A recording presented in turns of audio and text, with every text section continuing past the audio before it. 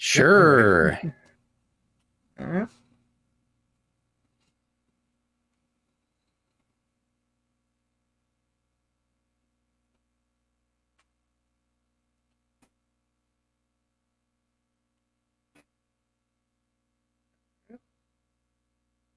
Welcome back, everyone, to No Kid Hungry. I am Stewie Cartman, doing all three original Mario games on the NES, being SMB 1, 2U, and 3. I am joined by Teeks88 and Haxer. Yeah, good evening, everybody. Welcome. So, how we doing tonight? Hey, are everybody. we excited? So, yeah, but No, before we of get course started, not. of course. So yeah, before we get started, just a little bit of background on our runner. Stewie is in fact actually the current world record holder for the Mario NES trilogy for the Warpless category with a time of 1:37.45, and is also a top level SMB3 runner to boot, rocking an 90% Warpless PB of 51.51. So it's going to be a lot of exciting stuff to look forward to tonight. Yeah, absolutely. As he mentioned, this is the NES version, so you're getting SMB1 2U instead of 2J, and then also the US version of SMB3. Just an important note. If you guys want to give me a countdown, when they hit 0, though, the time does not start until I get control of Mario in Mario 1. All right, so Yes, ready when sir. you guys are. Oh, All right. All right. I'll count you down. All right.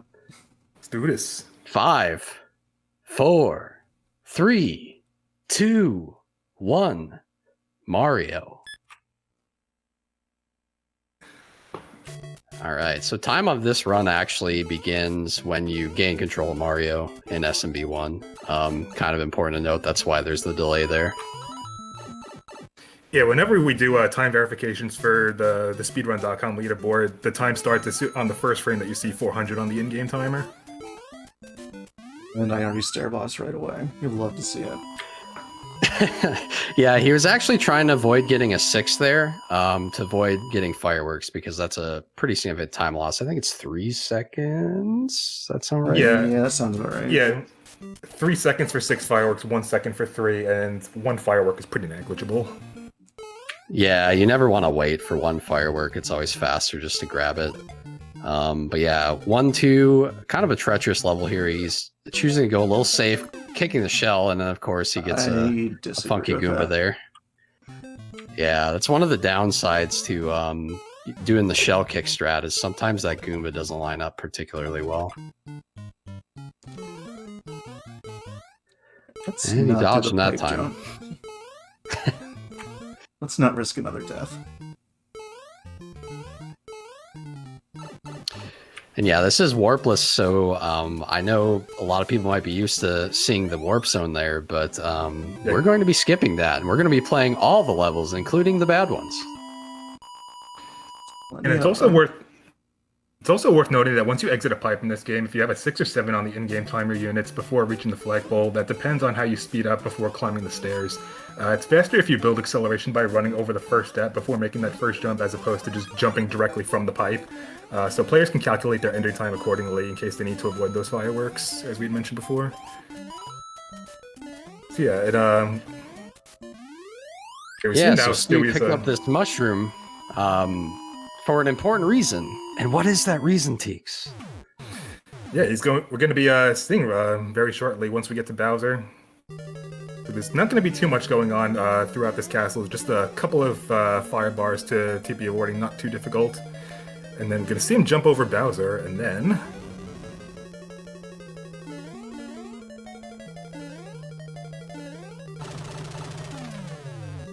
So yeah, we saw Stewie take damage on the same frame that he grabbed that axe.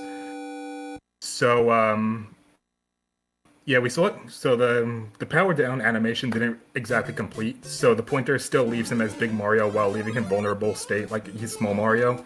And as such, grabbing a mushroom will power you into Small Mario, and grabbing a fire flower will make you Small Fire Mario. But you'll notice there's no model for the fireball shot of Small Mario, so when he shoots a fireball, he'll, for a small instant, become Big Mario.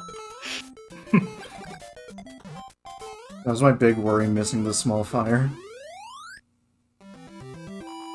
So yeah, there's several advantages to wanting to do small fire Mario, including the fact that your hitbox is smaller when you're navigating the fish and swimming levels, as well as scooting past Bowser for those optimal fire kills. Yeah, and it's important to note that he'll kind of keep this glitch state. As long as he doesn't take a death, he can always get it back. But once he takes damage, he'll go back to Big Mario, which will actually be Small Mario. Yeah, this is, speaking of levels that are not the greatest, this is the first of them. Yeah, 1, 2, one of these water stages. We'll see basically this level repeated with a lot more bloopers later on, but these can be kind of annoying. You kind of want to avoid taking out as many of the enemies as you can, because the more you take out, the more kind of random the patterns get in the level. You're gonna see this level again? I didn't know that. I didn't know they rehashed levels in this game. Yeah, we spoke a bit about luck with some of the enemy patterns in this game, but it's also worth noting that there's technically no RNG in SMB1. Everything from the way Bowser moves to how the Podoboos jump or how the bullet bills fire are influenced by frame rules. And what that means is the game only checks to see if it should send you forward every 21 frames after completing a level. So depending on what frame rule you start the next level on can influence what kind of enemy patterns you get.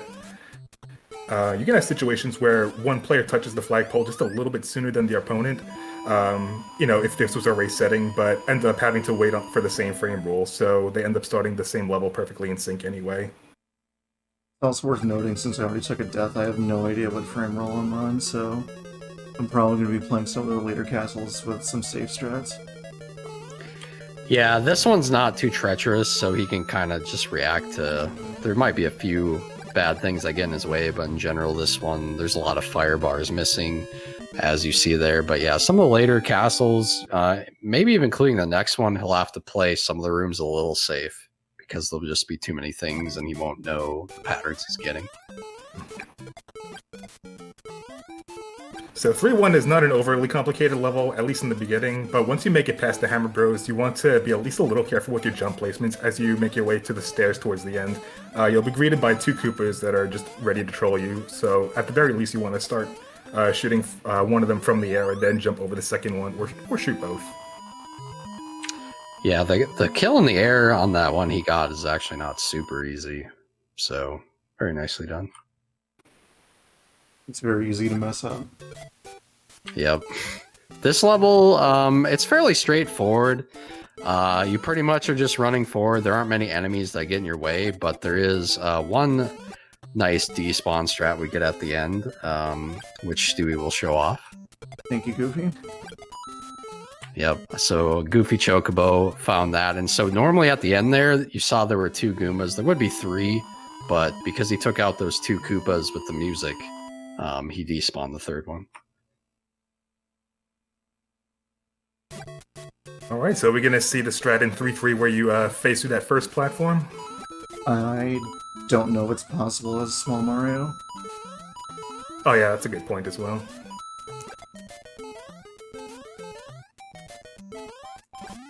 Yeah, that's another stage. It's not too treacherous. I have to say World 3 is kind of like a nice breather Like the compared calm to before the storm. World 2 even. Yeah.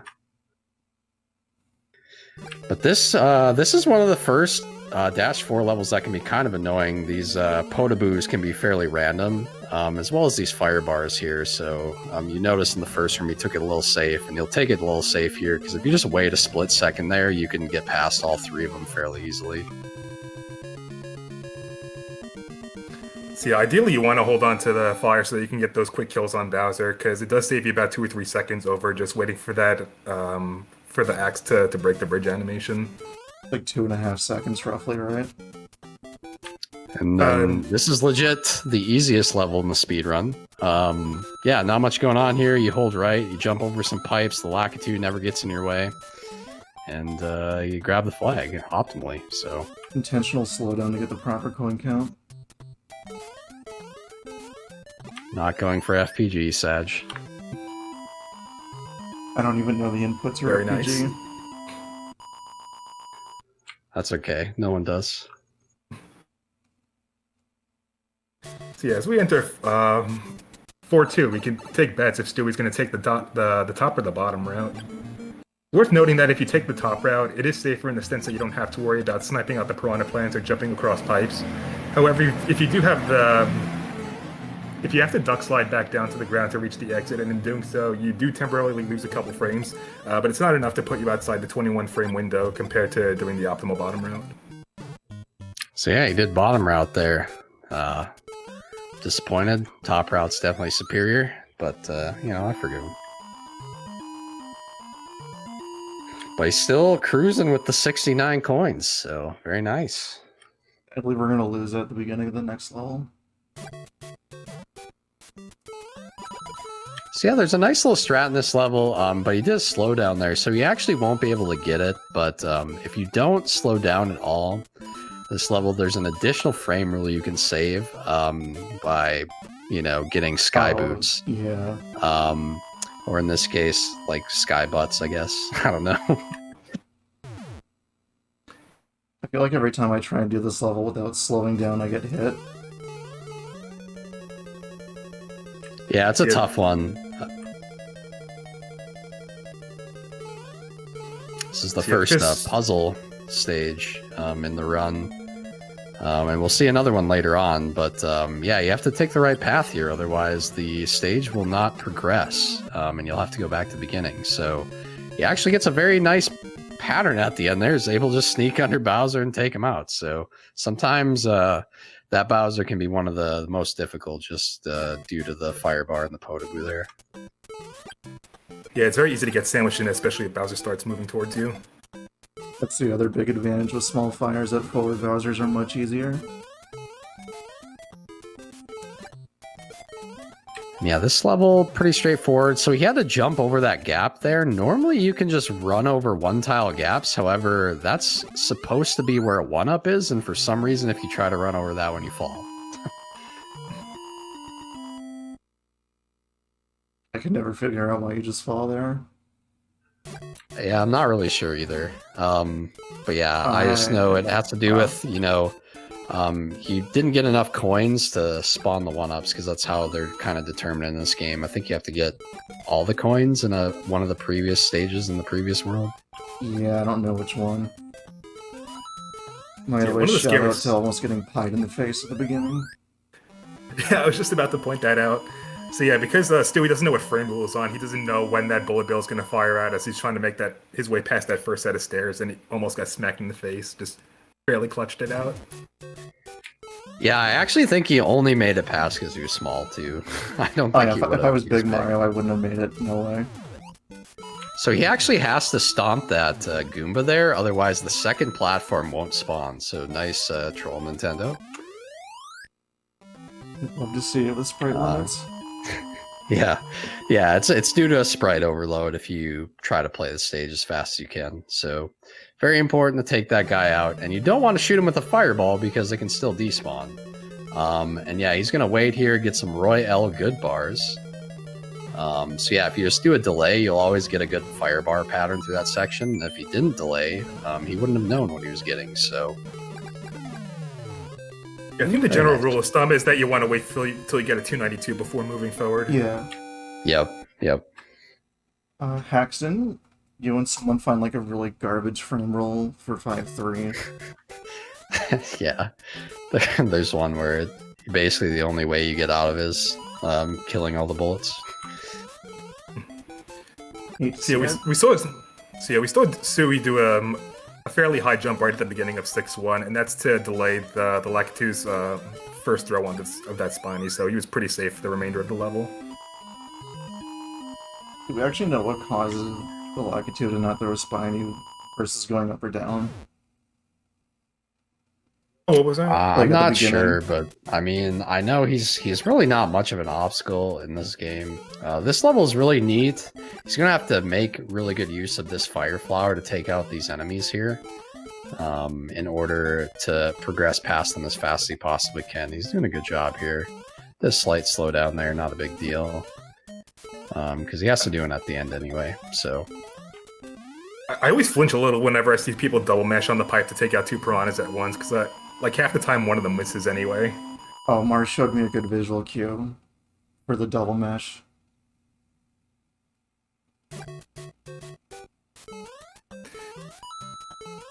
Alright, so we're going to be seeing a little bit of a combination of the platforming that we saw in 3.3, but now we're adding bullet bills to the mix, so... So yeah, he's deciding to forego the springboard because he can accelerate a little bit faster that way. And again, he has to do a slight slowdown this level to not get a 6, so he kind of did the turn back around the spring and got enough of a slowdown in that area to get a 5. And yeah, doing it the way he just did it there, he's going to have good bar patterns for the rest of this level, at least passable. So yeah, the key is to just jump over or jump under that first bar, wait in the center for a second, and then go under that first bar. Yeah, I think someone told me the cue is once the other bar starts going around for the second cycle is when you move. Yep. So yeah, on the World 7 here. We're going to see some repeats after this stage. This is the one unique stage, and it's one of the tougher stages. Got some plants in your way that you got to snipe. But yeah, he's doing a great job here. Didn't slow down at all, actually, so nice stage. Yeah, I like to treat the ground as lava, just avoid it as much as possible because there's just so much danger on the ground between the Koopas and the bullet bills. So yeah, speaking of levels that are technically rehashes of other levels... We've seen this before. I'm just saying, if we put out a petition to delete 7.2 permanently from SMB1, I would be on board with that. I second that. Just saying. Yeah, this isn't the greatest level, as we see there. Yeah, sometimes these guys are kind of tough to hit, so he's in a rough spot here because his hitbox is that very bad. Big Mario, so yeah, he definitely didn't want to take damage there. Now I can't get fired till 8-2. Yep, that's the other unfortunate thing. So 8-1 is going to be a bit of a challenge, but... I mean, you can pick up a mushroom in 7.3, but he puts himself in immediate danger of some of the flying cheap seeps we're about to see. Yeah, I'm gonna go for the mushroom anyway, I need it. Yeah, I think it's a good idea just to be small and have the smaller hitbox. But yeah, 8-1 won't be too much of a problem. He'll slow down for a bit, and then once he's able to get to the star, he'll kind of have free pass to the end of the level.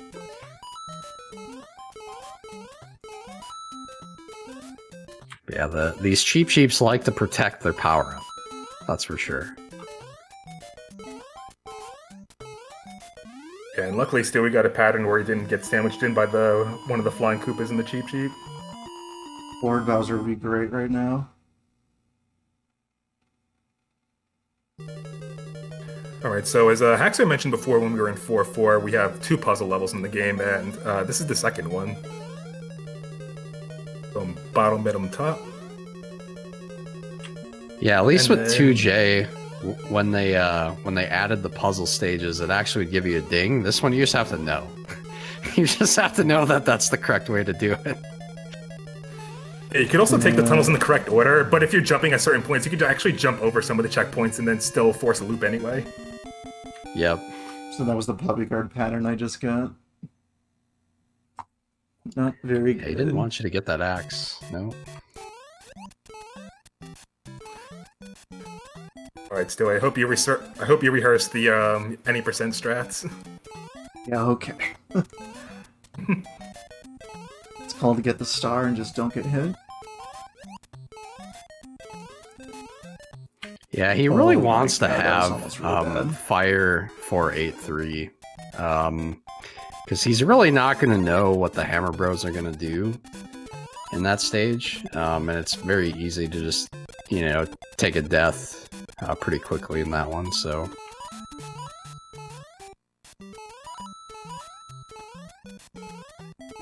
Yeah, it's one thing if you know exactly what frame you're on in a category like any percent. That just scared me.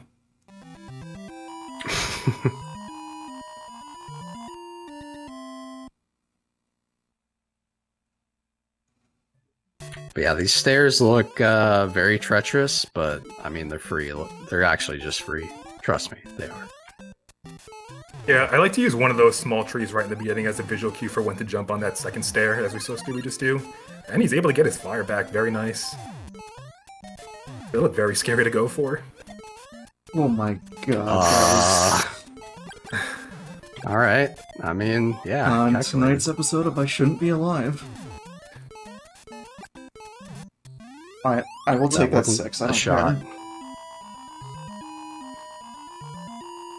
I will Yeah, that gladly take the fireworks versus a death. Yeah, speaking of fortunate frame rule patterns, it's not very often you get to see that Koopa just jump right into the pit like that. Sometimes you actually have to be a little more careful around him. Yeah, that launcher that almost got him there too. You have to do that first jump really close to that first Paracoopa in order to, ensure that it doesn't hit you.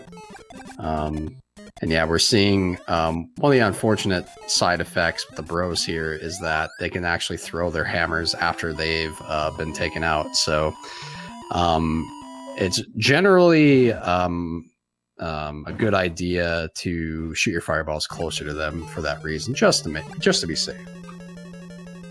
Indeed. Alright, so we're coming up on 8-4, the last level of SMB1, so gotta make every frame count, because time ends on this game as soon as he grabs the axe. And he the gets pipe it. jump. Yeah, an interesting thing to note about wall jumps and clips in this game is that your sub-pixel value resets after every level, so as long as your inputs are consistent, you'll always have an equal opportunity to get clips and stuff like that. That's the one thing that SMB1 got right.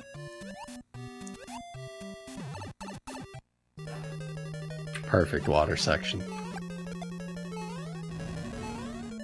And now he's home free. Yeah, it doesn't matter. He's just out of this. So yeah, time very ends nice. on the axe grab there, so not too bad. Yeah, just right at 20 minutes. Pretty good with the death right away. So Yeah, so as we move on to SMB2, I can't emphasize enough how tricky it is to be able to adjust to an entirely different set of physics. So you have 4 characters to choose from, each of whom have their own significant differences in their mechanics that'll come in handy for certain levels as well. So for the majority of the run, we're going to see them, we're going to mostly see Toad and Luigi. Toad is especially advantageous for the fact that he runs the fastest when he's carrying an object and digs through the sand the quickest, so we'll be seeing him the most. Luigi's hover jumps are helpful for getting across wide gaps and skip over some of the time-consuming parts of certain levels. yeah, so Stewie just did a wrong warp there. It's kind of strange. You have to damage boost on the Shy Guy there, and then as you're still invulnerable, you throw him down and you beat him down to the bottom, and you have to grab and be pressing up on the ladder while he hits your head, and for some reason it knocks you off screen and wrong warps you. It's a nice little time save. Yeah, there's a couple sections where you can see that double jump to get to higher platforms throughout the run. So yeah, as long as you, how it works is that when your feet scrape the top of the enemy's hitbox, the game thinks you aren't on a platform, so you have a couple extra frames to get that extra boost. So yeah, he grabs this key because he gets to use it on the Birdo here to save a little bit of time versus having to wait for the eggs. And gets a double hit, so easy Birdo. Alright, so with 1-2 down, Stewie's going to be reverting back to Toad to capitalize on his speed. So the platform hopping is going to be pretty straightforward, though once he's indoor, he'll have another crucial clip that's going to be coming up. You'll want to throw the Shy Guy at just the right angle to guide it to land at the bottom of the last chain, so you'll be pulling off a clip that we saw similar to 1-1 with the wrong warp. So we'll see if he's able to get it here. Also worth noting, you can get the sniffet at the very beginning of 1-3 by like jumping under it somehow without taking. Ah, shoot. Ah. There, try again. So yeah, it's a little bit unfortunate with the timing on that, but he'll still technically be saving time over just grabbing the key up top if he gets the second try. So not the biggest deal in the world, it happens. There we go. Alright. So now... I don't think I got it. Yeah, we saw Stewie attempt an item glitch, so the Pal Block is thrown, and then just as the Sniffet is falling, you try to grab it when it's in a dying state. So you technically grabbed it but didn't, and this allows you to enter the Hawk Head while carrying a Sniffet into the boss room. And by being able to ricochet the Sniffet off the wall, you would be able to get a 3-hit combo on Mauser, saving a little bit of time over chasing those bombs, but unfortunately won't be able to see that here. Come on. Okay, so I lost time with that. There we go. Wow. There we go. Oh well. That's all good. So as we enter World 2, Stu's going to be using Toad for all 3 levels. His speed while carrying the enemies and then digging through the sand will especially be helpful here. So we see he picks up the snake and then runs through the pyramid, and as long as you're not jumping or slowing down for any reason, you don't have to worry about that fire flower hitting you. Alright, so once we're inside, he stays to as far to the right end as he can while avoiding getting sandwiched by the Shy Guys, and he's going to collect some cherries along the way. So if a Shy Guy drops down on the same layer that you're standing on, it will automatically move in your direction, so that's important for responding correctly.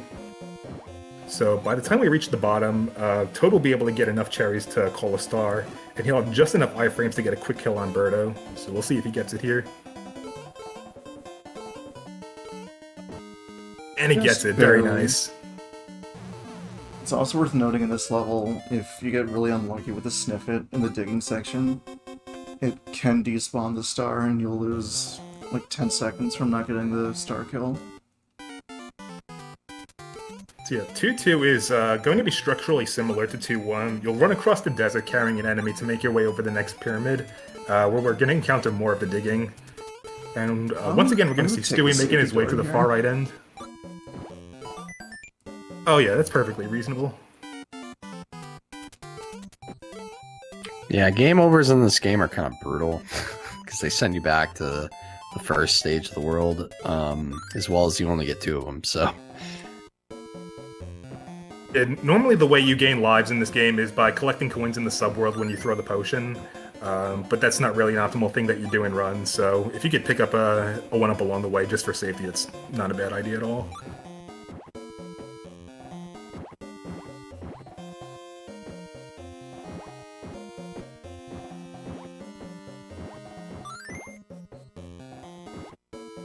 So while we can't have a star kill for every Birdo fight, we can at least get a reasonably fast fight out of this one now that we're entering the boss arena that incorporates the mushroom blocks. You get a few iframes when you're picking one up, which allows you to avoid damage from the egg if timed properly. And if you get close enough to Birdo and then drop the block at the same time he's shooting, you'll be able to get a second hit on him. That kill is extremely difficult to do. yeah, in this category, there's a lot of kills like that where you rely on multi-hitting enemies. It's definitely a concept we'll see several times throughout the run. You guys want to share what happened earlier during a practice run? On the stage? Yeah, apparently if you take a death while going through a door, you go out the other side of the door, and that's when the death actually occurs, and then when you respawn, you just continuously die until you game over, so that's a thing. Need to see it.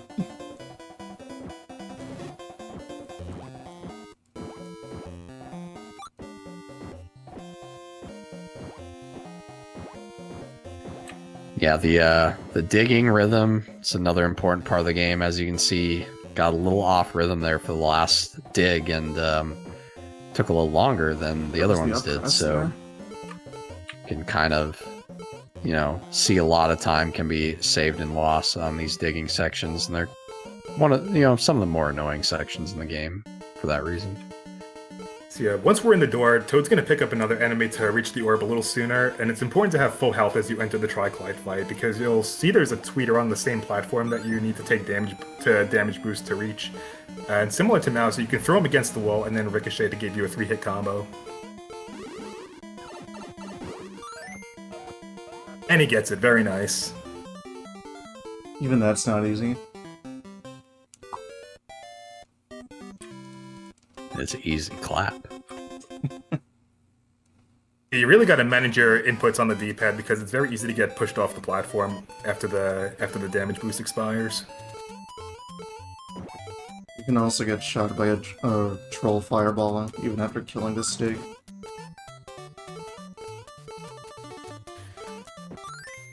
So yeah, once we get into World 3, we're going to be starting off again with Toad. There's not going to be too much going on at the start. You'll knock out the pigeon in the second room and then use the carpet to reach the vine. And then once we're up in the cloud, the mushroom block is going to be used again to muster up some speed while steering clear of the fire flower that's going to be guarding the door to Birdo. And one thing I got to say about the game is that these, a lot of the excessive waterfalls are such an eyesore to watch. Yeah, I don't know what they were thinking there. So now we're at the point in the game where Birdo is going to be switching between eggs and fireball, so it's important to be wary of those as you throw the mushroom blocks at him. It doesn't seem to be an issue here. So in 3-2, you have the option of either using Toad or Peach to get through the level pretty quickly. It's not terribly uncommon to see diversions in characters between two players once we get to this level. I know some runners prefer to use Peach because her hovering jumps allow you to bypass the bottom section and go straight to the door that takes you to Birdo. But on the other hand, she picks up mushroom blocks very slowly, which makes it a little awkward to handle for those Birdo fights.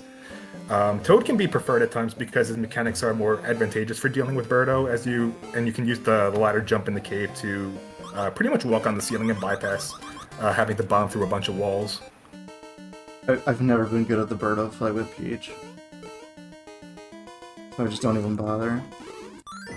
Yeah, basically, you know, Stewie just hates Peach so much, he just wouldn't even give her one stage, which is kind of sad, but this is what we're left with. But at least, you know what, we'll get to see our boy Mario right away. Yeah, 3-3 is the only level in the all levels category where Mario really gets to shine. He's not really, doesn't really have the best mechanic in, you know, whether it comes to speed or the height of his jumps, but he is the most well-rounded, and that's going to especially come in handy as he's climbing his way through this vertical scrolling section. Yeah, it's one of the neat things about the all levels run is that every character does get their level that they are the best at. So, well, I mean, Toad most of the levels, and then Luigi a couple, and then I'm just gonna give myself a Mario and checkpoint Peach get there. their one. Probably don't need that checkpoint, but Yeah, he's doing that just in case he takes a death. That's really good ladder jump there, or yeah, ladder jump. These are, or vine jump, whatever you want to call it. These are not super easy. So I think for Mario, they'd be the same as Toad? Probably 3-frame window? No, Toad is 3 frames and everyone else is 8. Oh, it's the if you're same as Luigi. Okay. Yeah, if you're playing as Mario, Toad, or Peach, it's a 3-frame window. If you're holding left with or right, and then with Luigi, you have 8 frames. Oh, Luigi's 8, pretty... everyone else is 3, okay. Yeah. Yeah, that's Yeah, what I thought. Okay. Plus, you can get away with mashing with Luigi.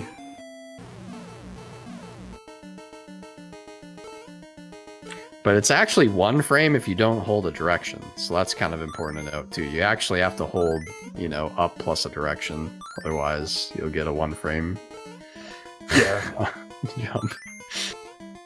Yeah, 1 frame if it's left or right only, and then 3 frames if it's up with left or right.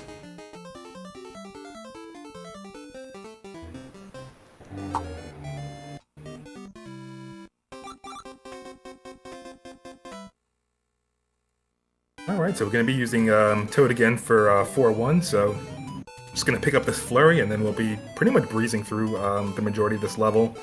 So you're not really going to be in much danger until you get to the section where the orb grab is, where we're going to be seeing those Shy Guys riding the shopping carts with the flamethrowers. Very scary section when I was a kid. This one right here.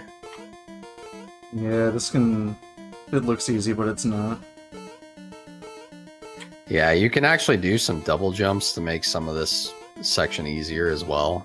Like you saw him do in 1-1, but you know, most people kind of forgo those. I can never tell if clipping that Shy Guy into the floor saves any time or if it's just for swag. It's just for swag.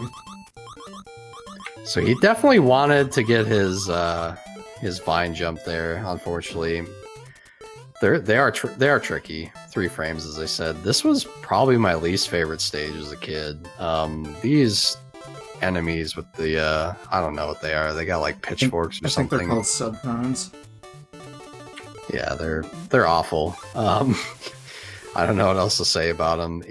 It's even when you're small, it looks like you'll be able to go under them, but you still have to duck. So this is the only game where you have to duck as small Mario or whatever character you're playing as. And this level is pretty notorious for dropped inputs when you're trying to jump on those single tile platforms or those whale flukes. Yeah, for sure. So he's gonna try to do another quick kill here with this star, and it's looking pretty good. Oh, this level's also a little notorious tricky. for going through the dolphin tails. It's a little tricky when you got the star animation to see when you can actually do that super jump. So he definitely made sure he was able to before he did it. So now we're about to see some pretty genius level design. So we're going to see Luigi just do a pretty big jump over 2 of those platforms, and then it'll take him straight to the arena where Fry Guy is. So he pretty much bypassed like 80% of the level. 10 out of 10 level Good design right there. Good job, Nintendo. You did a thing. Yeah, this enemy is probably one of the more annoying bosses in the game, I would say. Just, it's very easy to take a death. Oh my goodness. Almost jinxed it there. I'm actually surprised I didn't get the pattern that I thought. That one of them, I don't know. It looked pretty close to what we saw in practice before. I thought you got it. Yeah, that's I learned that from Root. Shout out to Rupert83. Speaking of shoutouts, do you guys got time for a quick donation? Yeah, sure. I've actually got 2 here, one of which is an anonymous Go for it. $5 donation with no comment. And then a second donation, a $150 donation from the Decalope with no comment. So thank you guys so much for the donations and keep getting them in. That's awesome, guys. Thank you. Thank you so much, everyone. Guys.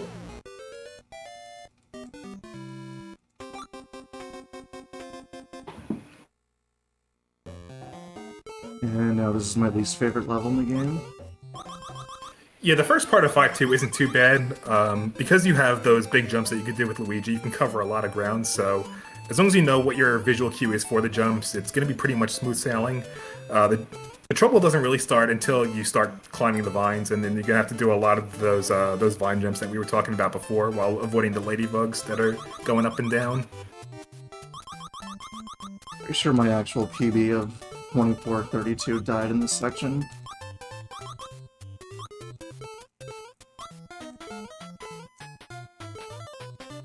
Very beautiful vine jumps. Love to see that.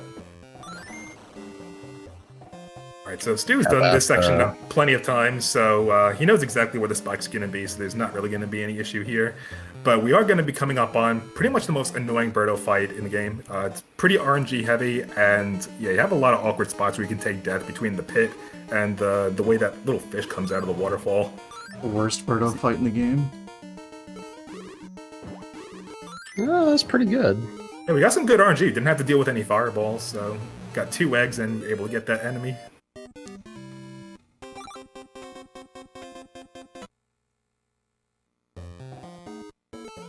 So now we're coming up on my least favorite level, 5-3. So yeah, you're gonna want to go through this one with Toad to maximize his speed.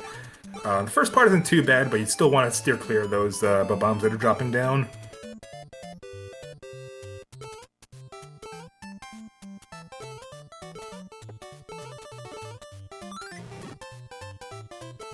Trying to go for a double jump there on one, but I missed my cue when to jump. Not really that big of a deal.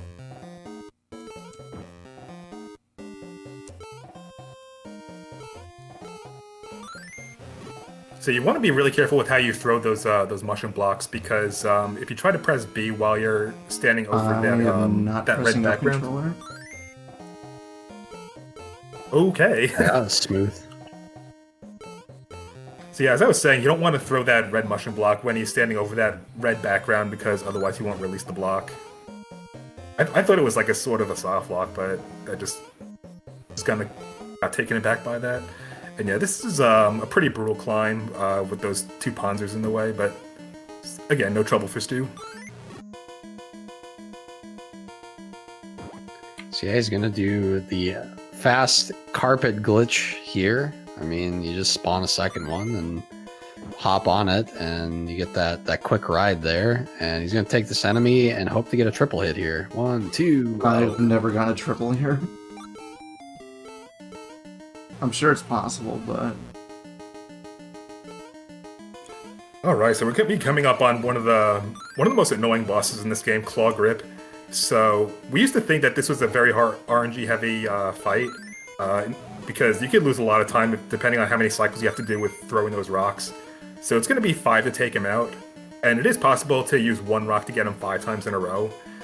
But I would've for those played who that. follow, sorry.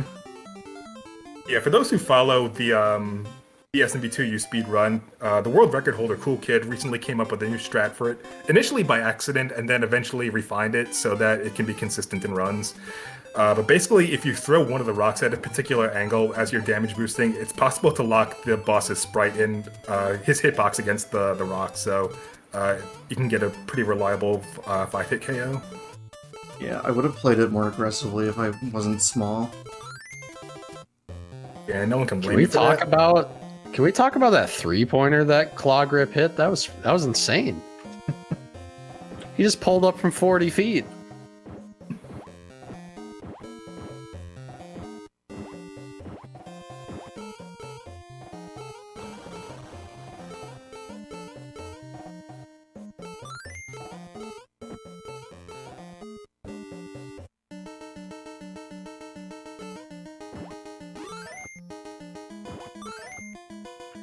So yeah, he's got to be a little careful here. He's not going to get eggs from this Birdo, thus why he's using the mushroom blocks there. And, you know, as we've mentioned previously, he does get some iframes as he picks those up, so he's trying to take advantage of them, but thankfully he got a pretty nice pattern. He didn't really shoot much. In 6-2, you don't have any time to be careful. This is one of those things where you really have to play aggressively in order to platform on the birds. I didn't in a think I was reliable way making that'll it get you there. across. He just clipped in that enemy. What the heck?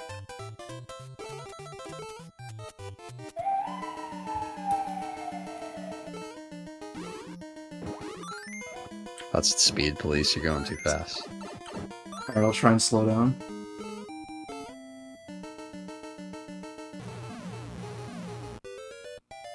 And that's another one of those annoying fights there, so well done.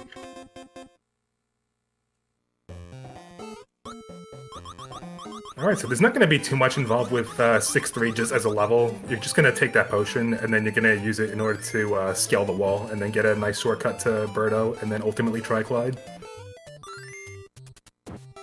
Yeah, thankfully you can retry it because of the quicksand there, so it doesn't actually pop out a door. So Yeah. And even if the quicksand eats the potion, you could just go up and down the ladder.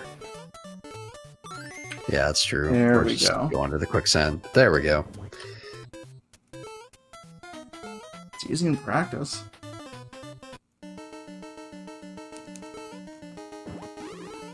Everything is. And yeah, another quick kill there on the Birdo. You know, kind of the theme. Yeah, I like that duck that was used in order to bounce the mushroom block to get that third hit.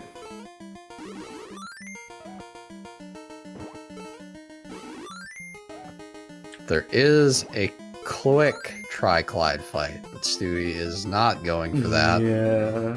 Because this it can be a little tricky, and as you can tell, that room gets a little laggy when they're getting all the fireballs going. It's very easy to lose an input.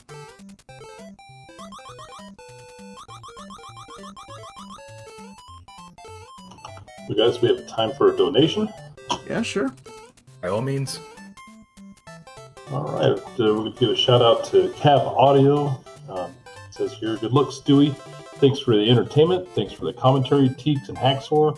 Hopefully the Hammer Bros play nice for SMB 3. Also, 69. Thanks, Thanks Cab. again. Shout out to Cab Audio. Thank you very much for the donation. Thank you so Don't much, worry, Kat. Cab. They won't play nice. You know better. My PB should tell you everything you need to know about my Hammer Bro luck. It's awful. Yeah, I did not want to. Uh-oh. He did not want to do that, but as you can see, using the iframes there to his advantage, getting a nice kill. And yeah, strangely enough, Birdo respawns. Nice. Love to see it. Yeah. It's like, what is this, Double Dragon?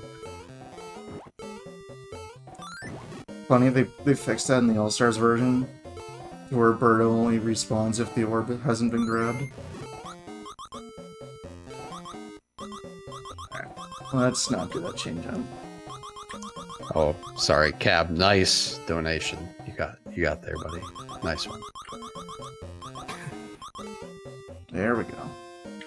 And yeah, using the vine jump to his advantage here. Look at this, just skipping the stage.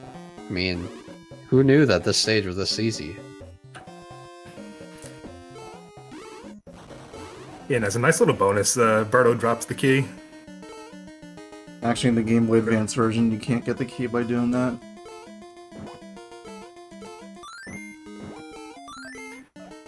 For whatever reason, they patched it.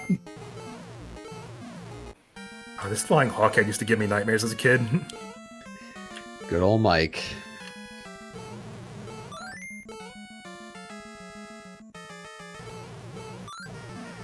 But yeah, he needs to get, I believe it's 6 hits on Wart here. I don't know why it's 6. 6 seems like an odd number to have, but that's what it is, so. I think in Doki Doki Panic it's 4? And isn't it 5 in All-Stars? Maybe? I disagree with that. Ooh. But So yeah, you never- ideally he's trying to... Oh, go ahead. Yeah, I was just saying, you want to throw those vegetables on the just as he's about to open his mouth, and you don't want to miss a shot because each cycle costs you about 4 seconds. Yeah, he, so yeah, once again, time ends there, once you enter that door. And we are on the SMB3, so yeah, 1-1 here. Not going for the pipe rub, because Stewie has no time for time losses. I'm sure something will happen. But, I mean, you know, you didn't die, so that's the key. But yeah, he's going to remember to play Warpless and not No Wrong Warp. That's the jank so yeah, didn't get... there. Yeah, I didn't get the early P-speed there, unfortunately, but gets kind of the backup there, although hits the no block, so, you know, take a little bit of a more scenic route through that level.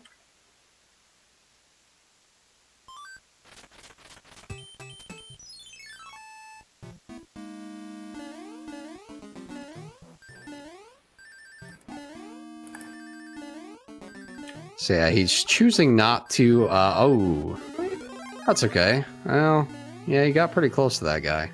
And okay, well, we just got bonus content, I guess. Yeah, at least we don't have to worry about menuing for a warp whistle on accident in the middle of a That's marathon. true. Just remember, all your items are going to be different now, Stu. Yeah, that's gonna be a problem. So yeah, that is actually the backup if that happens. So, clipping the wall there and defeating the boom boom. So he was trying to actually fly up and grab the whistle because that's quite a bit faster, and you don't have to sit through the lock break animation. But he gets the MFP tunnel in 1-5. It's a pretty hard trick to do there. So you got to do a very specific turn back based on, you know, your height going into it. Yeah, it's a pretty risky strat to go for with a very little reward, because I think you ultimately save about 10 frames, and if you take damage, you have to spend 2 seconds grabbing a mushroom in 1-6. I'm convinced now that this Hammer Bro in World 1 hates me. Because I have gotten this pattern so many times. In this boss fight. It's actually not that bad. Nah, it's just annoying. Yeah, I mean, you get an annoying boss pattern, yeah. It's true. Well, yeah. Yeah. Normally, you know, you would take the magic log ride through 1/6, but Stewie Oh, doesn't have time for that, shoot, so wait. he just flies off. That end card is gonna mess up the pattern. No, it's not. It doesn't change the pattern. That's a myth. Are you sure? Yeah, it's the same. So yeah, as we approach our first Koopaling boss fight, it's worth noting that these bosses are coded with a small handful of fixed fighting patterns. So for example, they could jump the moment they enter a fight, they could shoot the wand right away, or they can just walk towards you for a few seconds before doing anything else. And this matters because knowing what pattern you get will indicate how you should approach trying to fire kill them. And this is going to be a recurring theme. Yeah, an optimal fire kill on a Koopaling will save about 2 or 3 seconds over just stomping on their head about 3 times. And that pattern is determined by a timer which starts from the last level you completed to the frame upon which you entered the pipe in the airship. And the patterns operate on a rotation, which shifts every couple of frames, so it's not unusual to see experienced runners deliberately delay on the overworld map or a pipe entry to manipulate for a more desirable pattern. And it's worth noting that the hammer bro movements and power grabs on airships will play a role because they too cause delays. Yeah, the card there spawns during the freeze time, so Oh, it okay. doesn't add any. Yeah.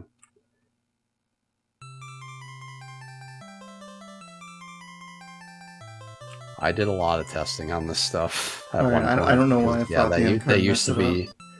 No, people used to think that, but I did a lot of testing like a few years ago, and it doesn't. I don't know where that came from.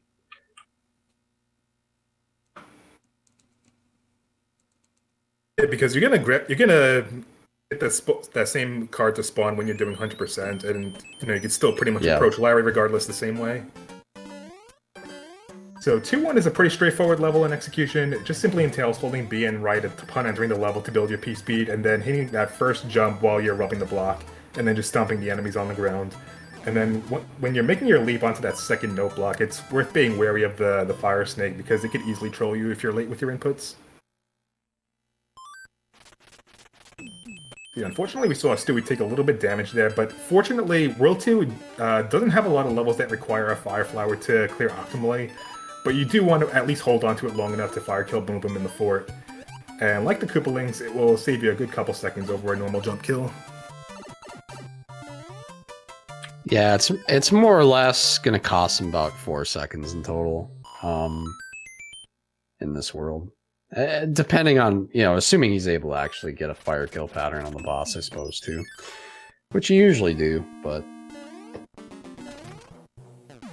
So yeah, the trickiest part of this fort is just right in the beginning because you have an opportunity to gain early P speed on the lower level, but it's easier said than done on because that floor is littered with a bunch of dry bones, so it requires you really small meticulous jumps and just enough to clear them while allowing yourself enough running space to start building that meter. The time save is small to about 1.5 seconds, but worth going for as it's a relatively low risk strat. Yeah, I'm pretty sure I jumped too early in trying to go for this setup.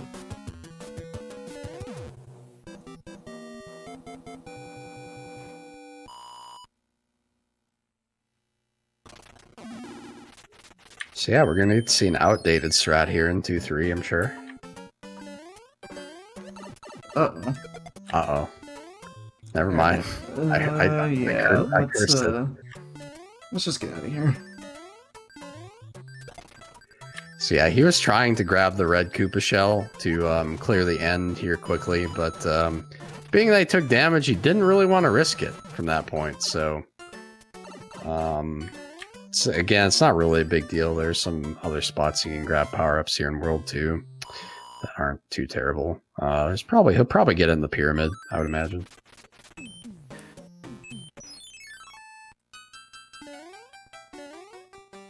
So yeah, with the Angry Sun, we have one of the more infamous levels in the game. As always, you want to start by building P-Speed as soon as you can, and then you can use the bushes behind you as a visual cue for when to start jumping so you don't get caught by the tornado. And then the remainder of the level is just a matter of just running forward and jumping, and as long as you're on those rows of blocks between each jump, the sun will never be able to reach you. Oh, the P and P speed actually stands for power. Don't ask me why, but yeah, it's power speed. Alright. So, somehow that section worked. I'm not sure how. I'm not going to but question it. it did, and we're out of the level. That's the important thing. Yeah, it's a really scary level to go through as small because sometimes if you get a bad boomerang bro pattern, he'll start throwing the boomerang on the same frame you're about to stomp him and then just take damage that way. I don't like where the other boomerang bro is. You're fine. It's fine. See, it's fine. Yeah, Hammer ideally- bros have never screwed anybody over. Come on. No, never. Yeah, ideally you want to avoid fighting the music box bro in World 2. I mean, you can. I mean, even if you do, it's not really a big deal. But then, in order to maintain a time save, you could skip the one that's in the sky in World 5. But you have a lot more RNG risk factors to deal with in the latter half, so it's better to avoid it altogether. Moving to 1, please. Yeah, I mean, Of course not. if you're getting into like micro time saves too, the World 2 Hammer Bro fight's the slowest one in the game. So just from that perspective, you want to avoid it as well. Yeah, you lose like 1 or 2 seconds just because you have to wait for the boomerang to leave the screen after the bro is dead.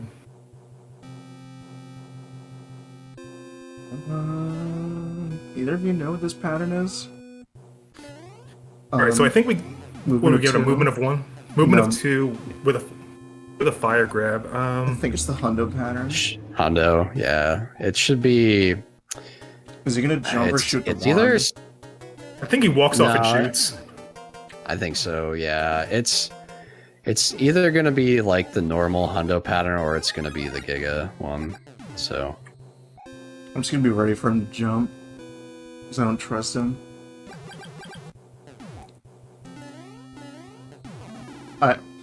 ooh, Okay.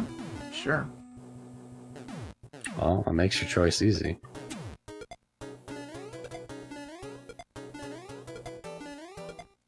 Alright, kids, don't mess around in auto-scrollers.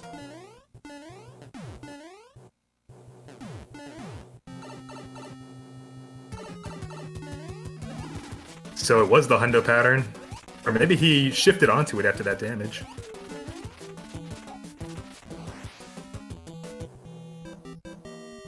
Yeah, that's one of the Hundo patterns. I always get the one where he falls in and runs on the platform and then jumps like Immediately. delayed. Well, no, that one you get that one sometimes too. I'm not really sure where that one fits in. It's like between the two patterns or something. It's weird.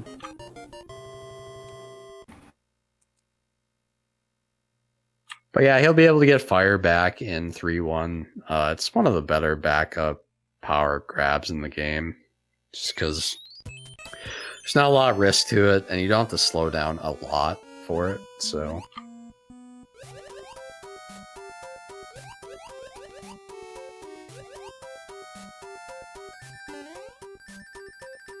Yeah, one other interesting thing to note about 3-1 is that you do have an opportunity to get a frame-perfect jump right at the start of the level, so you get a little extra boost before you hit the water.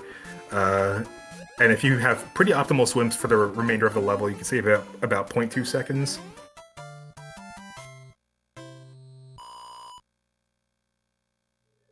So yeah, it's like...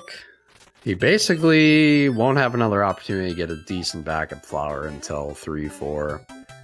You can get one in this stage, but ideally you want to do this through this stage, which, you know, allows you to kind of avoid the cheap interaction you get with the cheap sometimes with their hitboxes.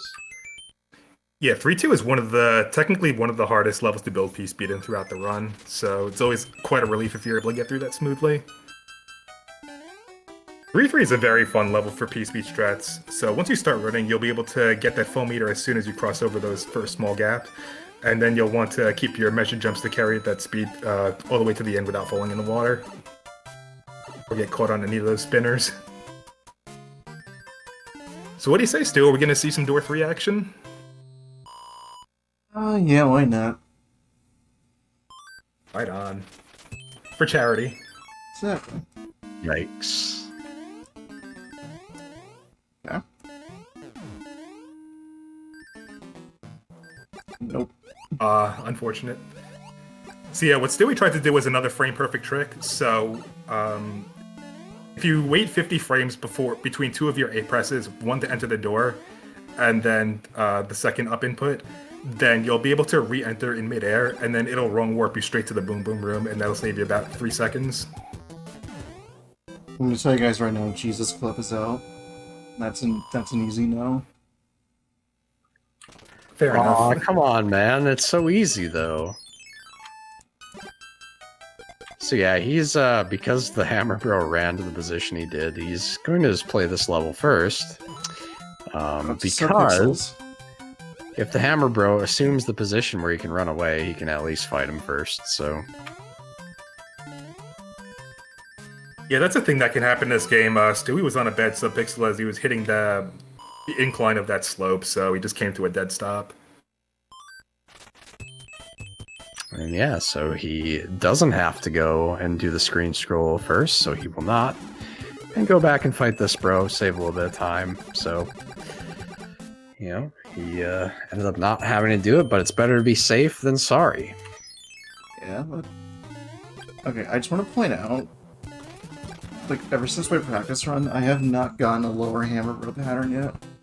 That's like 10 high patterns in a row. So you got standard RNG.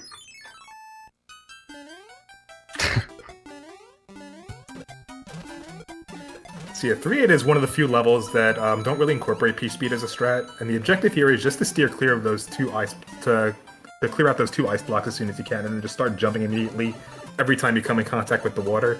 And as long as you're maintaining a consistent rhythm, Boss Bass will get close to you at the very most, but not have an opportunity to eat you. Got a nice frame-perfect jump out of the pipe there. Good job, buddy. Thank you. So Don't worry, I saw 3-9 is...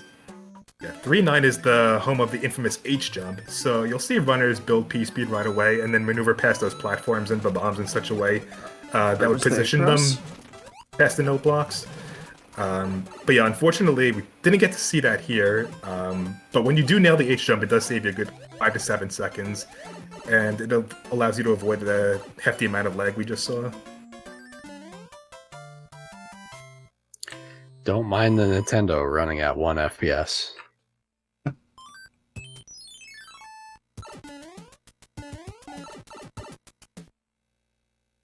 So yes, we entered the World 3 airship. The next Koopaling we'll be facing is Wendy. And interestingly enough, Wendy is one of the easier Koopalings to fire kill, but one of the hardest to jump kill normally. And it's an easy fire kill because you're on a flat ground, which makes it very easy to measure your distance when you're shooting the fireballs in pairs. It's also one of the Koopalings whose pattern you don't really have to worry about because she can be fought the exact same way each time. The downside of having to jump kill her, however, is the fact that she fires off those rings with the wand, and they bounce around the room and they never disappear until she's defeated. It's tricky enough to maneuver around them once they're there, but once she starts doing her own set of jumping, you can get caught off guard and take damage.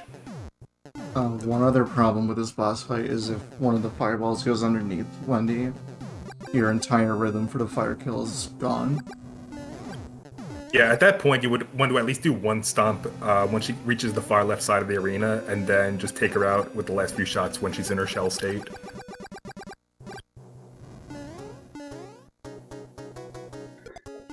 Wendy likes to brag she got more rings than Tom Brady, but I only ever see 3, so I don't think that's true.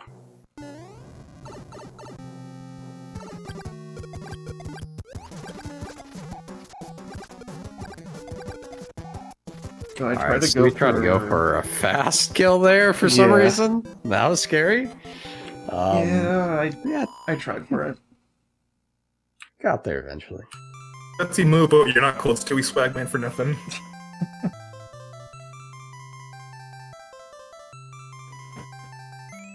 Whenever you gotta do something you never do. When you only have one attempt, you gotta do it, I guess. Exactly. You are bold, but are you also daring? Gotta take the shot while it's there. So yeah, 4-1 is going to be a pretty fun P-Speed strat that's coming up. You either want to grab the big Koopa shell or at least clear a path with those fireballs so you can land flush with each surface you run on. And then that way you can build P-speed in time to boost past the waterfall onto the upper platforms. And then through carefully timed jumps, you could just land right in front of the exit pipe. We just saw that very nicely executed. Beautiful. Those 2 fire kills there on the Koopas, that's all swag. That doesn't save any time. Moving to 4, you'd love to see it. Right out of the gates, par for the course. So yeah, 4-2 is a fun stage to run through with nothing terribly complicated going on. You can do a double kill on the beginning with the second big Koopa, and that'll trigger a despawn on one of the piranhas. And that allows you to drag the white block onto the second piranha, and then allow you a clear path to run with P-speed.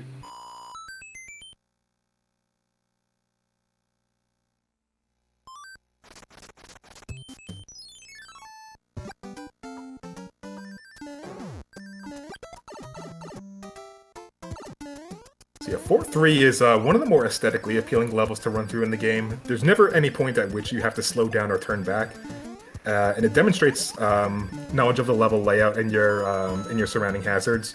So when everything is executed precisely, from the stomps on the Buzzy Beetles to the carefully timed jumps on the small platforms, it just flows really well. Shout out to Maiba for having a ridiculously risky start at the end there.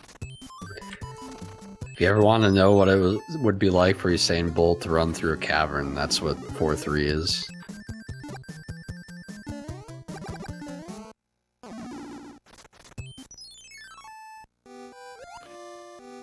So yeah, 4-4 is another level I frequently regard as a gatekeeper in runs because it's a level that requires some pretty tightly timed execution and very easy to take damage in.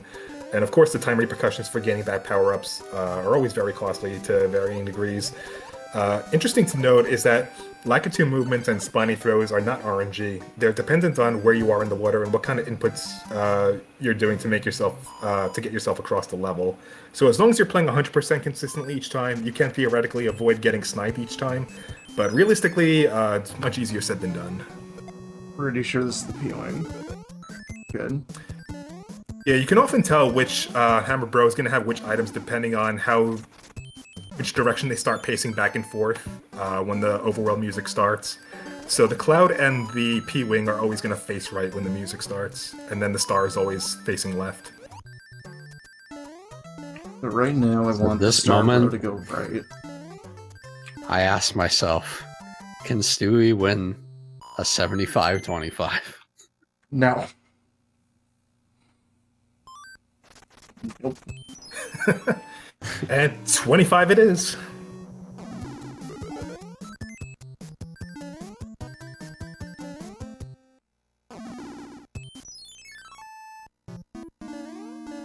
So yeah, 4F2 is by far the easier of the two forts that you'll encounter in World 4, at least in terms of execution. What's great is that you have a Fire Flower you can easily pick up if you need it. But beyond that, you can pull off some early P-speed by building meter across the first platform above the stairs, and then across this as you cross the donut lifts. So as long as you have at least 4 arrows filled by that point, you'll be able to lift off. And then by the time you barely reach the dry bones. So very nice. Hey, if you got donations to read, this is a perfect time, by the way, because this is going to take 2 minutes. This is the worst level in the game right here. I happen So- to have one donation from Raccoon Dog 240F with no comment. So that's the only donation we got. Get more donations, and guys, all going to a good cause, and that's all we got. Thank you very much, Raccoon Dog. So, if anyone needs like a bathroom break, a smoke break, a snack break, go right ahead.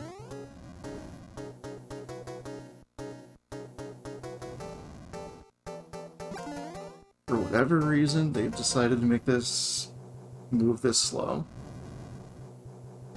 It's the only level in the game that moves this slow. The best thing to do in this airship is to donate yourself while you're running. I agree. I 100% agree. Speaking of things to eat, what are you guys' favorite snack time during these slow runs? You don't know? Water, H2O. Yeah. Stay hydrated. Yes. Bring back stay hydrated that. All good answers. Yeah, all I don't good know. answers. I don't really eat much because my hands are usually occupied. So Yeah, I usually try and always keep water with me when I'm doing runs. but you know, sometimes I take a swig of Monster Energy as well. Yeah, but Shout as a out. spectator, yeah, but as a spectator who watches a lot of SMB3 runs, I usually like to enjoy some Entenmann's donut holes.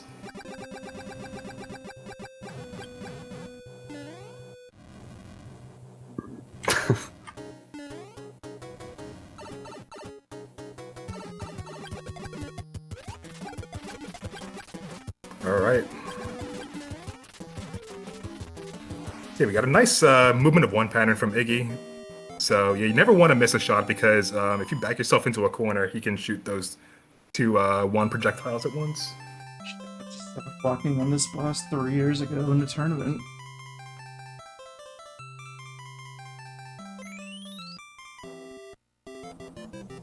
Hopefully we didn't have to see that again. No, you hate to see that.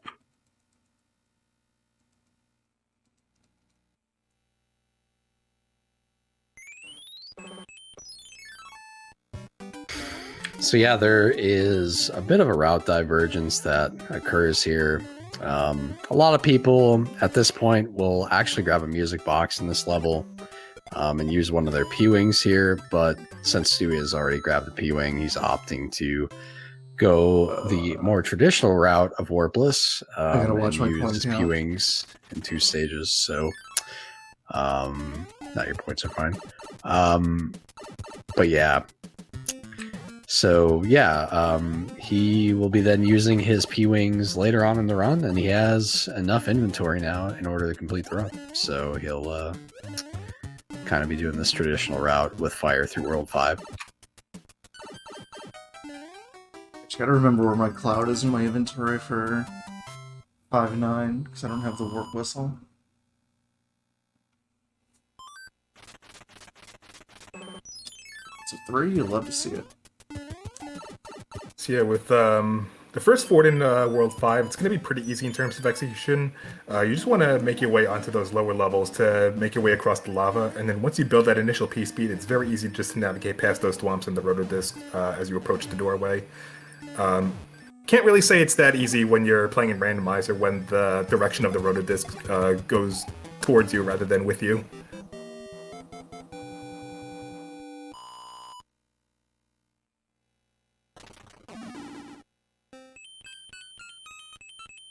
So yeah, the spiral tower is a bit tricky in that you have to build P-speed on the first floor while avoiding those 4 rotodiscs, making your way over to the small wall, and then make sure you have you time your jump so you can enter the vertical pipe. Ideally, you want to maintain your P-speed to the top of the tower, but these 2 floors are going to be the most important, especially because those swamps hang pretty close to the ground, so you can't just skirt by and walking past them normally. Sometimes you might see runners start the tower with an inventory star so that they can run past the rotodisc and save a few frames. And if that's the case, it's still important to maintain P-speed into the pipe since you can't enter while in a somersaulting state. Yeah, it's also interesting to note that that's actually just a pipe transition as well. It's not a level.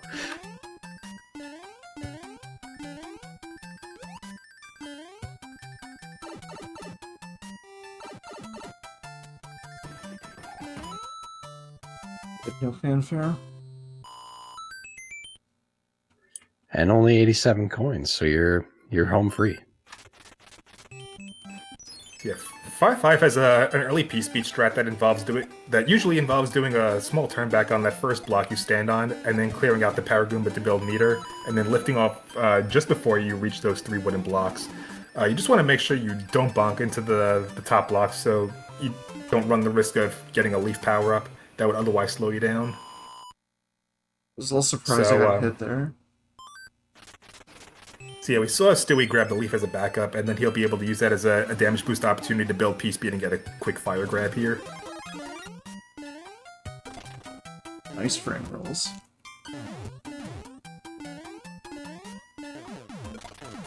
So yeah, as long as the game knows that you're running on the ground, your arrows build every 8 frames. So unfortunately, he was running over the gap at the wrong time in the wrong place, so he wasn't able to build back the way he had hoped. Thank you, Hammer Bro, for that movement of 3.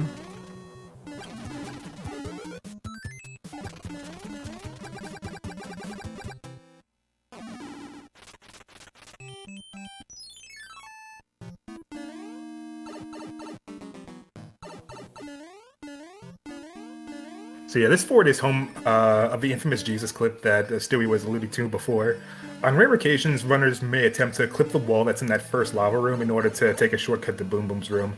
Although this strat would only save about 3.5 seconds due to how long you're scrolling into the wall and how slow the scrolling actually is. It's a big risk with a small reward, especially considering that missing a clip will result in death.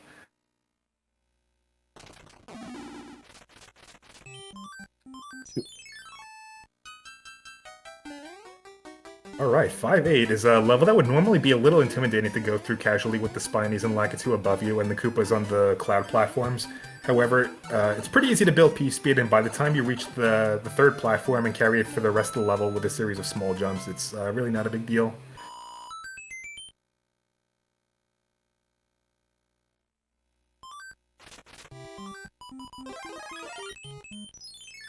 That might mess up the pattern.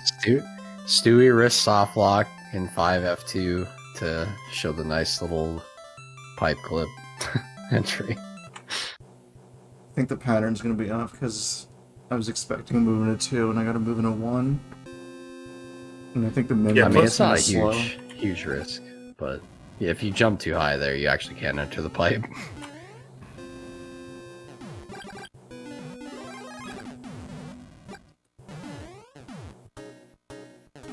So yeah, there's 4 different patterns you can normally expect with Roy when you're coming from 5-8, and then grab the clad when it's in your second inventory slot from the right.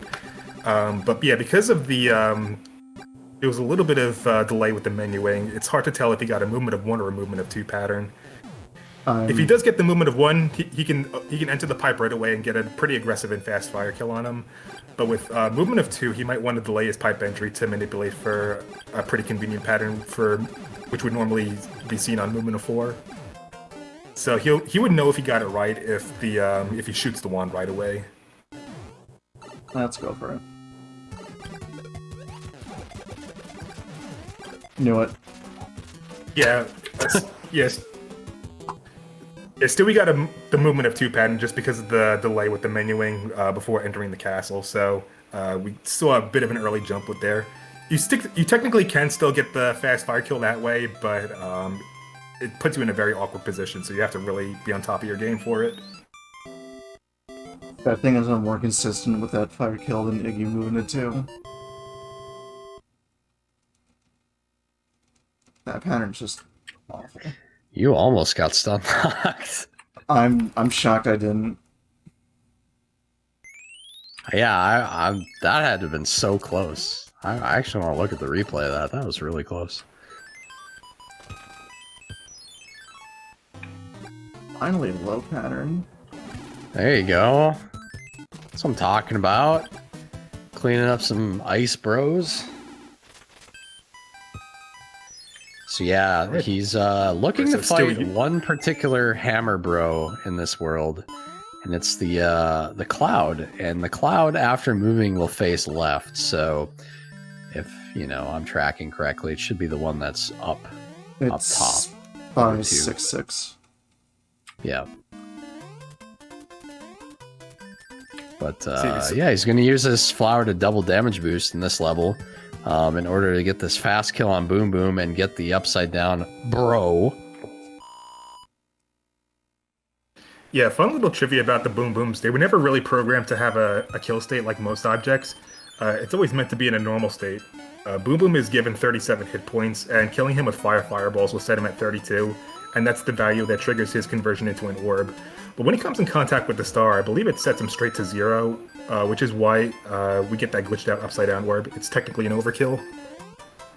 You can also overlap the hit points with a fire flower. Yes, if you shoot 2 fireballs on the same frame, it'll bypass the 32 hit point value, so you have to keep shooting a bunch of other fireballs to make up the deficit to do the overkill to 0. And then by that point, isn't it just faster to just stop? Precisely. And yeah, the same thing can happen with the hammer suit. So if you spam like 2 hammers at the same time and he just takes too much damage on a single frame, then you would either have to do the stump kill or just shoot more hammers at him.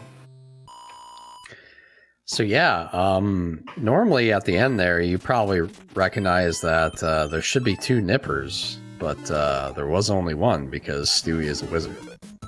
No, it's because he overloaded the screen with sprites by moving as fast as possible to the right to the end of the stage, thus despawning the second one. So, but yeah, he does pick up the cloud there, and he's able to show off the screen scroll skip of the Hammer Bro. So, on a screen scroll, you have actually 1 frame in order to move out past the Hammer Bro. However, on a screen scroll, you can also buffer your overworld movement, so you're guaranteed to get a frame perfect movement and skip that Hammer Bro every single time. They fixed that in the All-Stars version.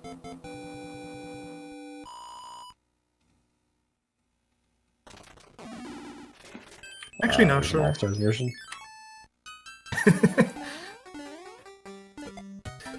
So yeah, 6-8 is a level that has a chance to go either really smoothly or become pretty time-consuming if a step is missed while you're building early P-speed. Mario needs to grab that white block or a Koopa shell to take out the nippers that are scattered across the ground. And because of how small the hills are set up, sometimes it's possible to miss out on the meter builds for speed. But past that point, we come up on the H jump in the game, and then past that point, Mario just has to do 1 more leap of faith on the Buster Beetle, and he's out of here. He failed both H jumps. I hate to see Yeah, it. thankfully that extra damage was pretty negligible since Stewie had an extra P-Wing in his inventory because he took the normal route that was more conventionally used about a year ago.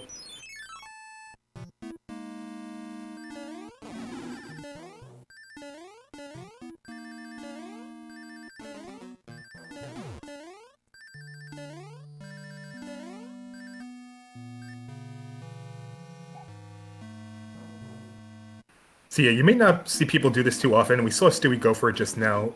An interesting thing to note about this fort is it's possible to clip into the floor past the doorway. That would allow you to bypass that elevator where we saw those boos, and then it would take you straight to Boom Boom and ultimately save the player about 7 seconds. Alright, get your guesses in for 7-1. How many tries will it take? Yes. I'm gonna say 1.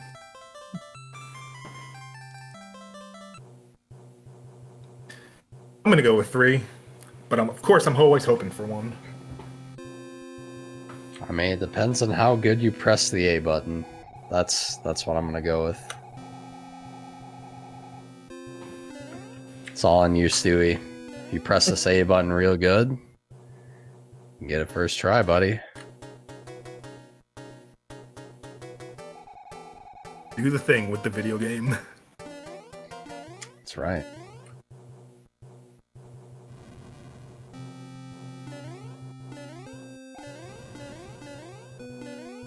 Good, I didn't waste my clip there.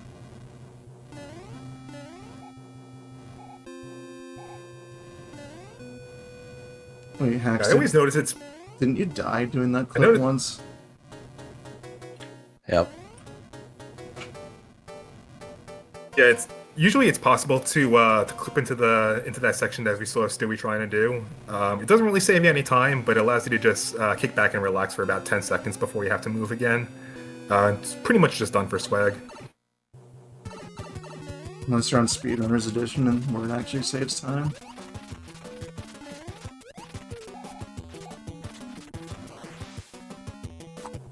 No clue what subpixel I'm on. Duh. I think you're gonna have to duck clip, buddy.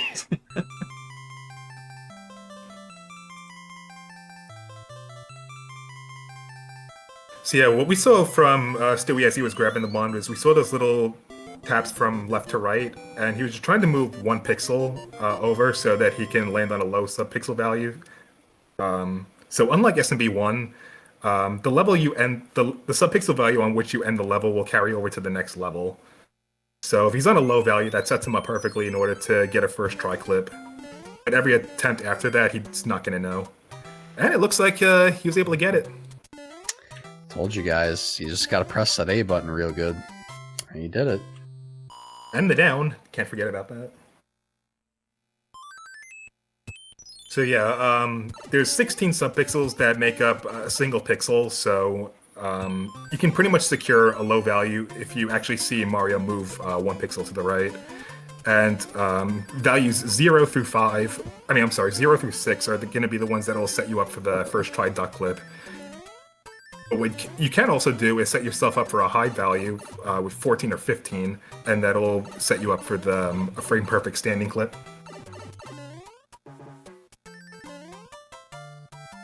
I almost missed a jump there. Like, I don't know if like my rhythm was off or something. You're fine.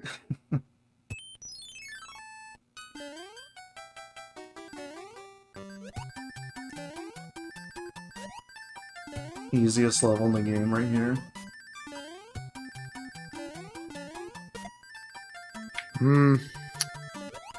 I would say 3-1's easier, but it's pretty easy.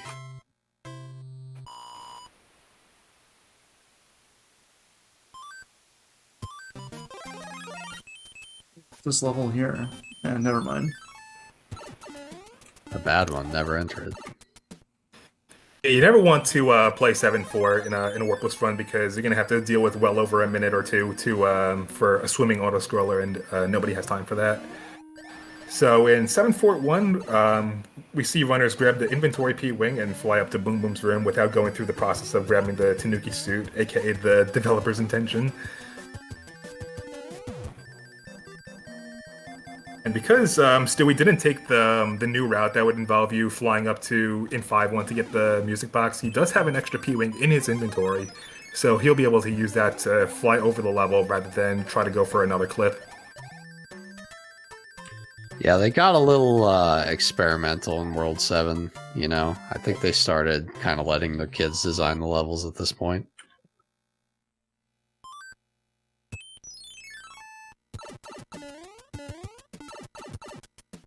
I got a meme.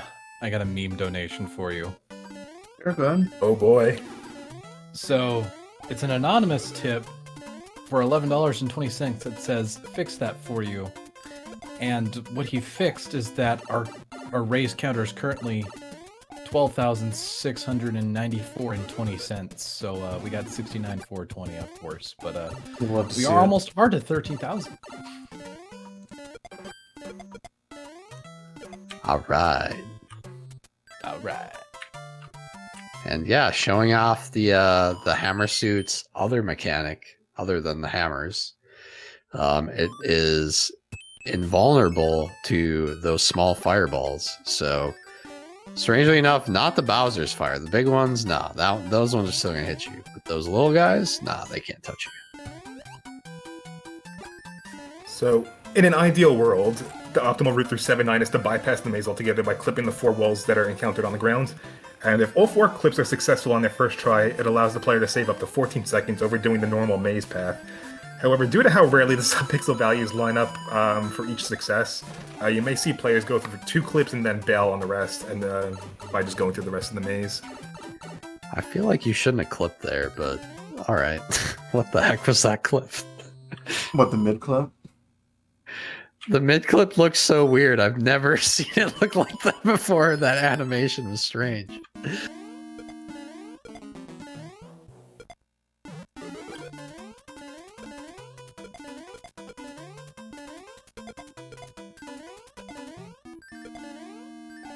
It was like you literally did 1 frame of moving down when you clipped.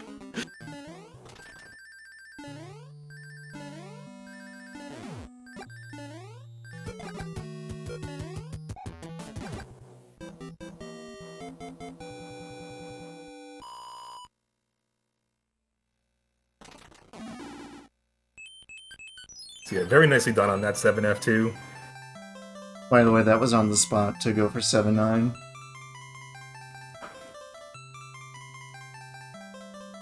So since Stewie played through both 7-9 and 7F2, he does have one more leftover cloud in his inventory, so he's going to use that to skip over the World 8 fort. So the pressure is definitely going to be on him now moving forward, so we can hold on to that hammer suit. That's a good point. He only has one other opportunity in the run because he's not going to get any hands to get fire. So, How many hands am I going to get, everyone? well, I mean, I'm assuming you'll keep a hammer suit to the hands. That's, I guess, Well, you could technically yeah. do boat fire, but you know, you're not going to lose it No. before that. Unless Ludwig decides to be a jerk. Yeah.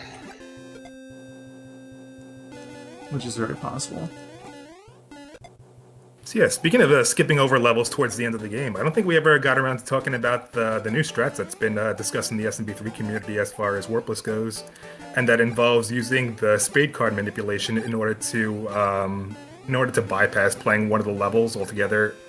And it's been found that you can use it to have it overlap the 3-6 panel, which would allow you to save a class so you can skip over 7-9, 7F2, and 8F. And this time save would ultimately be the equivalent of a post 2-3 early hammer, so about 10 to 15 seconds if done optimally. And that's also assuming everything else goes well, like with the Hammer Bros. And all that junk.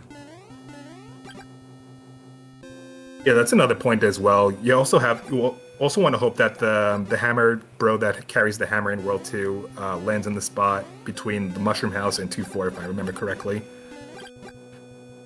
Yeah. Luckily with this, unlike the early Yeah. hammer grind, you don't necessarily have to reset if you don't get that RNG. You can just continue with the run as normal.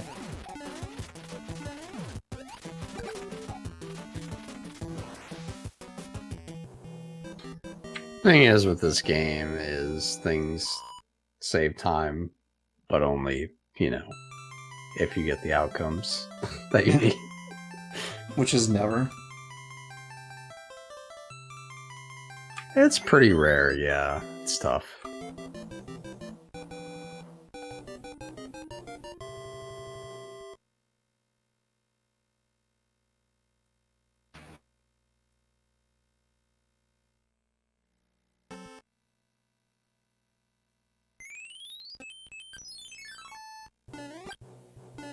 All right, so we're starting World 8 now, and at least half of the world is just going to be comprised of auto-scrollers, and I'm sure Haxer knows more than anybody else how much I love me some auto-scrollers.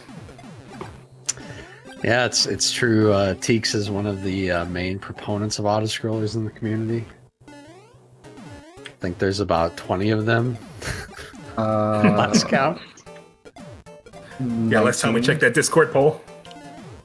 There's 19 auto-scrollers, I think, in this game. Oh no, I mean 19, about 19 to 20 lovers of auto-scrollers. Oh, okay. Yeah. Yeah, unfortunately, Teeks didn't like the end card glitch as much when he found out that it skips 3-6, you know? He's like, dang, if there's a way that we could do it, save time, and play that level, that'd be better. I mean, if people want to do it for Warpless, that's on them, but I just believe that if it was to be applied in 100%, I believe that level completion also involves entering the level rather than just using this exploit to skip the panel altogether.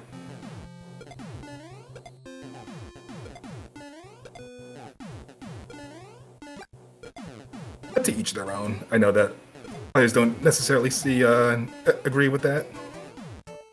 Yeah, Know that both. there's also the argument that seeing the panel flip over to an M also constitutes level completion as far as the game concerned. Both sides have fair arguments.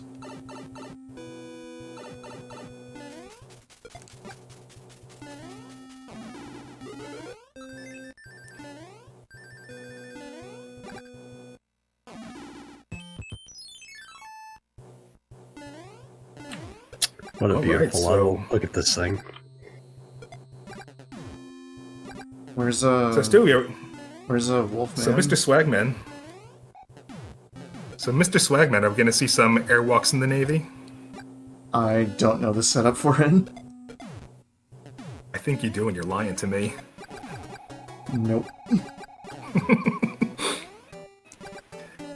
Yeah, for those who don't know, there's a glitch that you can do with the rocky wrenches in these auto-scrollers. So basically, if you hug the left side of each wall during the auto-scroller and then let the wall that's about to close in on you on the right side, and then you just jump out of it before it kills you, and then let the auto-scroller push you as you're gliding over one of the rocky wrench heads, you get a little bit of a hover for about a half a second. So it doesn't really accomplish anything, but it's nice for swag. It can potentially be exploited for any percent no roll warp to build P-speed and then clip into one of the pipes or one of the platforms. And then if you do it in just a very meticulous way, it'll push you to the far right end of the border, which would allow you to get into the pipe about, I think, a fraction of a second quicker. Not really necessary unless you're going for like a world record or something.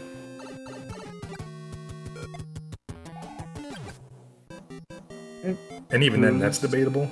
All right, so how many hands? Hand.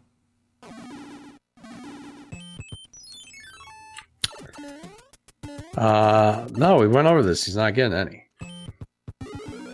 Nice. 0, yes. Love to see it. Wow, incredible. I've never seen anyone ever pulled in by this hand. So rare.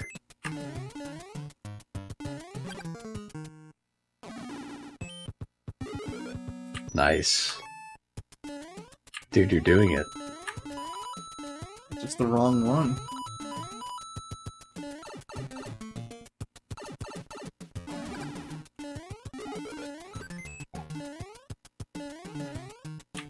Come on, baby. Don't fail us now. Oh, that's a ripoff, dude. I feel like 2 hands is worse than 3. At least with 3, you have something more to complain about. Right?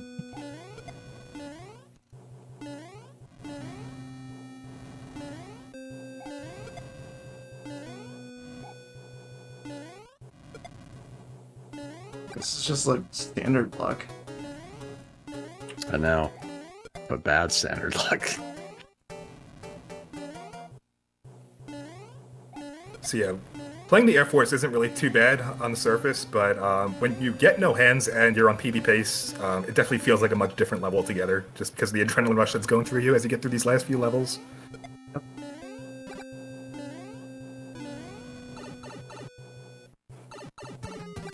It's one of the, the best, like, mental strategies in speedrunning, though, is to just kind of be dead inside, and then, it won't bother you. You'll be fine.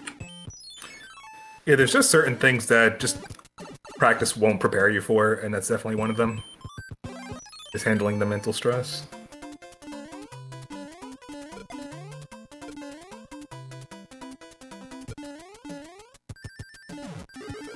So using this star, getting the P speed in this level. I mean, this level is tougher than it really should be for most people, it would seem.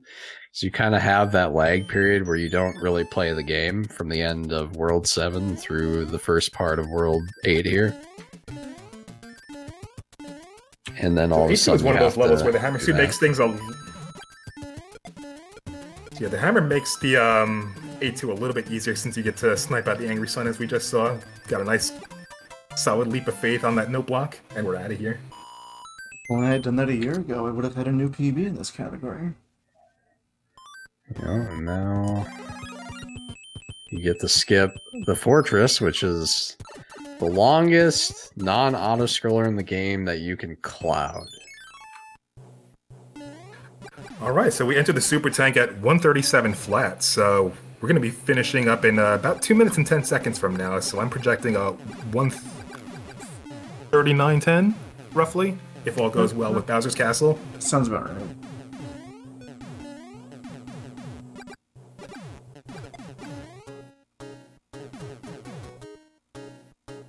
This auto scroller is like a minute and 10, 15, and Bowser's Castle is like just over 50 seconds with the hammer suit. Yep, but then you also have to factor in a couple seconds for the last lock to break and actually enter the level. And I believe it's 18 seconds between the Bowser kill and the door opening. Yeah, once Yeah. Bowser is down and you hear that earthquake as he collapses, then it's 11 seconds to enter the door. I mean, everyone saw Piccolo take out the moon with a key blast, but Mario only needs to chuck a hammer at the sun, so...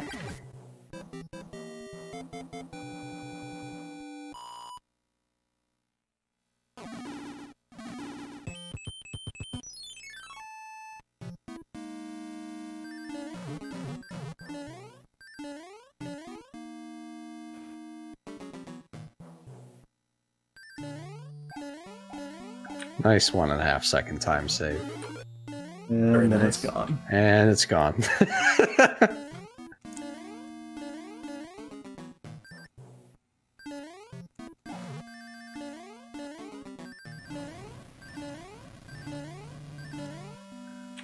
The world's most important duck input.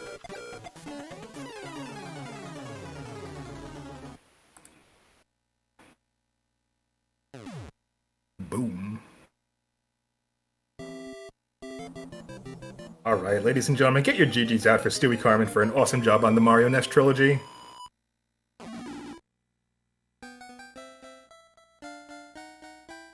I'm 39, I'll take that. Yeah, pretty good. Plus 1 minute.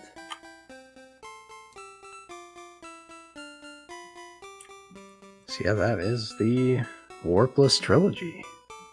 Anything you want to add, Stu? Hoping 2U would have gone a little bit better, but this was... and it still went better than I expected. It's funny you died in the second level of SMB1 and then you didn't die the rest of the run.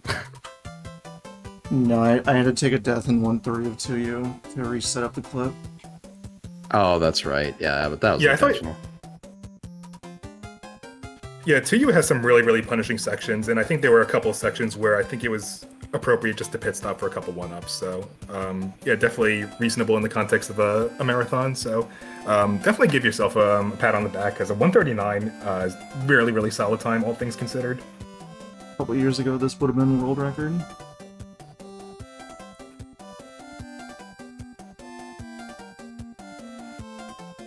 So yeah, thanks again to No Kid Hungry for the wonderful work they do, and to Speed Gaming for hosting this wonderful marathon and for having us on board. It's been a lot of fun to be a part of this. Yeah, definitely. Yeah, guys. Thanks for watching this as well. To the viewers, thanks to people that donated, to the cause. It's really awesome. Really appreciate that. Stewie appreciates you coming out for support, I'm sure.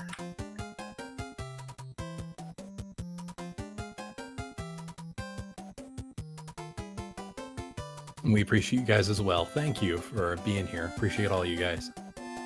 Thank you for Right having on. me. Thanks for having us.